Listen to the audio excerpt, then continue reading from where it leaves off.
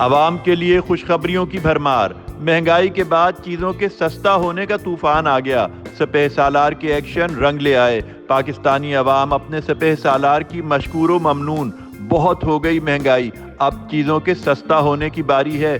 چیزیں مہنگی ہونا تو معمول کی بات بن گئی، لیکن چیزوں کے سستا ہونے کی خبر سننے کو کان ترس گئے تھے۔ عوام ابھی مایوس تھی، لیکن بالآخر خوشخبریوں کی بھرمار آنے لگی ہے۔ ہر طرف سے خوشخبریاں ہی خوشخبریاں ہیں، ڈالر بھی قابو میں ہے، پیٹرول بھی سستا ہوا، جبکہ 1 جنوری سے عوام کو ایک اور بڑا تحفہ ملے گا۔ پیٹرول کی قیمت میں 13 سے 15 روپے فی لیٹر کی کمی متوقع ہے، جس کے بعد اشیاء خور و نوش بھی مزید سستی ہوں گی اور مزید مہنگائی کی کمر ٹوٹے گی۔ عوام کی حالت بہتر ہونے والی ہے۔ یہ سب army chief general Asim Munir کے ان اقدامات کے مرہون منت ہے جو کٹھن اور مشکل فیصلے انہوں نے عوام اور ملک کی بہتری کے لیے کیے۔